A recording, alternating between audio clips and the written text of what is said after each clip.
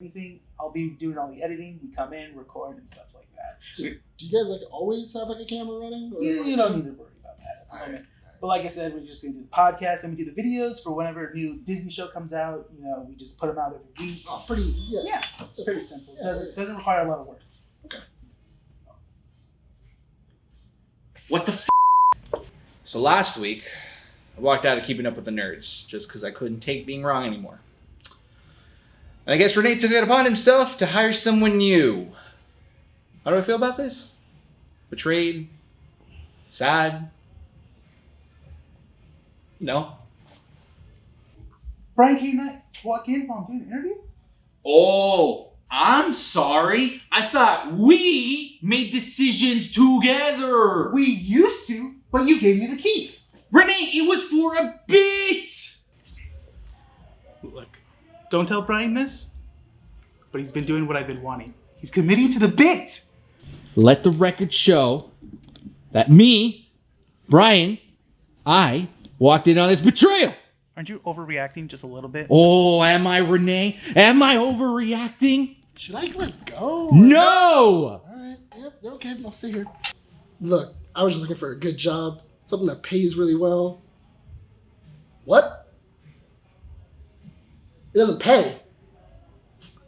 This, I'm out. Welcome back, guys, to Keeping Up with the Nerds, keeping up with Falcon and the Winter Soldier. My name is Bryan. Rene. And yes, we're back to episode 1. Finally, we get the MCU show we've been waiting for after WandaVision. Yeah. Let me tell you guys, this was an interesting one. It was. So, you want to go ahead, or should I start first? You know what? I need you to stand a little bit more off center, because the camera picks you up. Are you serious? Yeah. Anyway, before this awkward interruption here. Sorry. It's all good. It's all good. I forgive you, Rene. We're allowed one of these every couple of episodes, so we're good. Yes, Falcon and the Winter Soldier.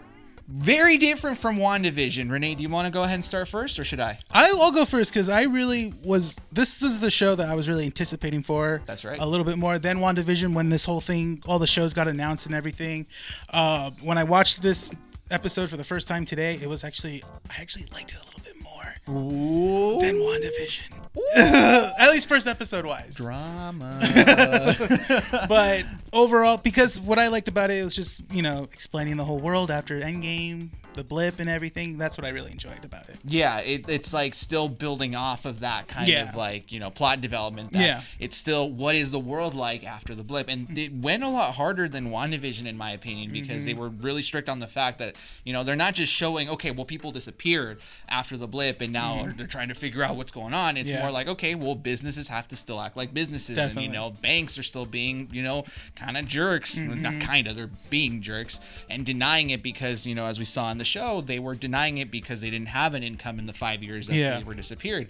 You have this ideology as well that exists that they want to bring back that world that existed when the blip happened. Group, Yeah, so it's revolving around that idea, and we're gonna focus on that ideology. That idea, that symbol of hope, and what is it that the group that existed? It was the I don't even know. It was like a red hand was like their signia. something flag. I can't remember, but I'll go ahead and input it right here in post edit. That's why we do the editings, just so we can add that information later. But yeah, so that ideology was very heavy on symbolism and the belief that this stuff is the right thing to do. What did you think of that? I really like that because to have a group of people that believe that the world was better during the blip is very dangerous, and another interesting outlook of how people in the MCU are now, But what I really enjoyed also was when you mentioned symbols is Sam. When he says, because even then people ask him right away, how come he didn't take up the mantle? And he said, because the mantle feels like someone else. And to him, it felt like it always belonged to Steve. It never belonged to anyone else, which is actually really interesting. That's a really interesting take that I like a lot. Yeah. For the first episode, we don't get Bucky and Sam together. No. So did you kind of like that aspect of the show? I did because it took time to set up Bucky and set up Sam, like where they're at right now before they meet up and realize they have to take down a threat together and stuff. So for me, honestly, this show surprised me because we've got that old school MCU Winter Soldier goodness, and that was fantastic. We get those action sequences, and the Falcon's body count was like 20 by the first 10 minutes. Not to mention that villain, the main guy, was in Winter Soldier. Was he really? Yeah, he was on the boat. Oh, so he got his ass kicked twice. Yeah, he's actually a supervillain in the comic books. I forgot his name. It's like something like a copper. I think it's Copperhead. I think that's who it is. Yeah.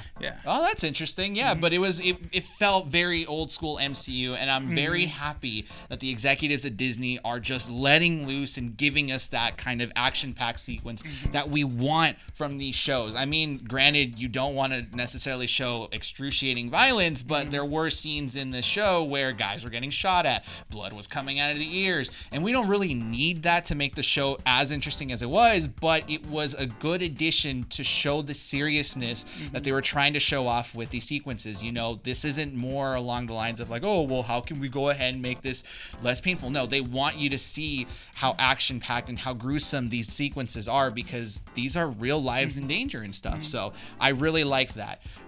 What I really am glad I'm getting from the show is that we're getting a story of making amends. Yes. That's what I really feel the show is going to be about, because Sam is trying to make amends for being gone in those 5 years, I think during the blip, right? Because he was one of those people that disappeared. Yeah, he did. And also we're getting Bucky's, you know, what do you call it? He's making amends as well too from the people he helped during as the Winter Soldier and stuff. So I actually like that a lot. Yeah. He has a list and everything. He's dealing with his trauma and stuff. And, you know, if you guys have not seen the show yet, granted, if you haven't seen the show, don't watch this video, but still, you know. Why are you watching this video? Well, no, please do. Like if you've seen the show. Seriously. Like, why are you watching this before you watch Falcon Winter Soldier? That's a waste of time. Yeah, listen to Rene. He's a smart one here. Yeah. But, you know, we do get that sequence where Bucky is trying to make amends and trying to do right from the mistakes he's done, and we get a cleaner Winter Soldier, which is good. It's no longer, because honestly it was going to get tiring. It was going to be a very tiring trope if we were going to get like a Bucky Barnes that's still trying to figure out who he is and how he's going to make up for these things. No, it's like a fully fixed Bucky who's trying to make right and trying to live his life after the events of Infinity War Endgame. Perfect. I like that. In terms of predictions, we did get, you know, a setup, and I feel like this pretty much set up what was going to happen. We got an idea of what the main villain was going to do. We get the idea that, you know, the government is trying to replace Captain America with this new bootleg symbol. That's U.S. agent. He didn't look right. No. like the guy looked kind of weird underneath the mask and everything. Like, he looked kind of creepy. He kind of looked a little bit obvious. It looked like a bootleg of Captain America. Dollar store Captain America. Discounted section, guys. It's like those DVDs that they sell you in like downtown LA, where it's like, you know, the different name of some sort of movie. Like a bootleg Lion King isn't called the Lion King. It's called like Prince Tiger or something like that, you know. I got Avengers Endgame Part 2, guys. You know? So in terms of predictions, we have all this set up. What do you think is going to happen after this first episode? Do you feel like, you know, now this mission has become trying to make one of them the symbol? Keep in mind, there was that part where Sam is talking to the guy that was in, was it Switzerland or something like that? And he was about to say like, oh, could this guy be? And then he gets cut off because his sister walks into the room. So there's that kind of like, you know, mystery still. What do you think is going to happen from here on out? Let's say episode 2, just to make it easier. Yeah, episode 2. I mean, obviously we're going to get Bucky and Falcon coming together in this one. I think this is going to be the setup of how their paths are going to cross, I believe. Another one is obviously we're going to see the new Captain America in action and how he looks good and stuff. But obviously we'll learn more about him later. But I feel like that's gonna be the setup. Is there's going to be something happening. U.S. agent or the new Captain America is going to basically come in, swoop in, and look good. Yeah. So in terms of what I think, let's go ahead and start off by saying I'm going to be 100% wrong. You know, granted, my record is just tainted with being wrong. I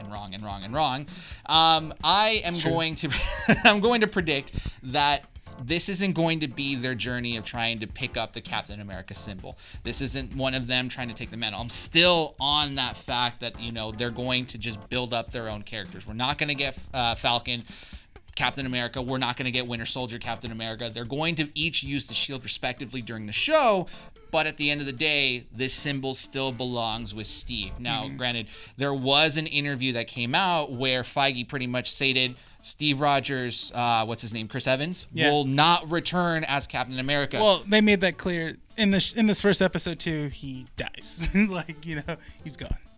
No one's really dead. We know this from comic books. But this is MCU. We know this from comic books. But Tony Stark's dead. We know this from comic books, Rene. He's not really dead. Oh my God. Here's the big prediction, guys. Kevin Feige simply said he will not return as Captain America. This basically means Mephisto. That's what you wanted, right? You were going to say that? Because you've been trying to say that for a while. This basically means that we're going to get Steve Rogers coming back, maybe not as Captain America, but as old man Steve Rogers, because keep in mind, Why do you want that because so bad? it's interesting if it happens. I know it's happened in the comic Disney, books. You want my resume? I've got it packed and ready. I got a head full of ideas. Hire me when you're ready. We can talk, man. We can go ahead and set up a great Phase 4, Phase 5. We've got this, guys. He's gonna Hit me push up. Mephisto Email right over here. so much. Hire me when you're ready, guys. Mephisto. And he's going to take over Spider-Man too. But you know, I kind of believe that we are going to get that, and it's still not going to be them carrying the shield. It kind of was already set on that fact that Sam does not want it. It belongs to Steve, and we're gonna get that. We did not get what's his name. Zemo? Zemo. We didn't get Zemo. I think that's gonna be up to the group of terrorists. I say that, and you know they're gonna take out Zemo. Like they're gonna need him because he's, you know, knows how to change or get into certain places and stuff like that. Okay, so we'll see if it ends up happening. With that said, I think we're pretty much done with this video. No? Yeah, I think so. All good. All right. So let's go ahead and what are you doing, Rene? No, Rene, put that thing down, buddy. We can talk about this. No, but. So I guess I got the job. Pretty much. Hey, how's it going, everybody? Nick Valero here. I totally agree with these guys. You guys can always see me on the Waffle Press and everything else, but I do have to admit, I'm going to enjoy being a special guest today and give you my prediction. Bryan and Rene here are absolutely correct. I think that what we're going to be getting is going to be an entire Winter Soldier Falcon show. And that's exactly what we're going to need. It's going to have the same ideas and the same kind of themes as the Winter Soldier itself. Yeah. And that's going to be insane. Zemo, on the other hand, I have to admit, I can't wait because there's no way that you introduce Batroc the Leaper in the very beginning. That's who it is, yeah. And then automatically go, oh, but he's not going to come back. No. We're not going to use him again. Yeah. Why would you do that? I want the Thunderbolts. Oh, This that's is what I good. want. Oh, that's your prediction? My prediction is that it's going to end with the formation of the Thunderbolts, Oh, I like or that. the fact that the Thunderbolts have already been around since Black Widow. Ooh. That there's been an organization or Of like secret super Avengers, villains. Yeah, of like super secret villains. Avengers that have just been superhumans or metahumans that have been captured by the government. And then we've just been using them kind of like the Suicide Squad. Where it's like, you know, they get caught.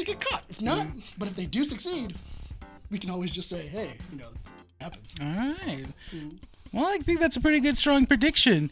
Thank you, Nick, for coming on and telling us your thoughts. Yeah, I mean, especially since that Bryan guy's got it. I know, he's finally gone. So, guys, just remember, we're going to end the video here.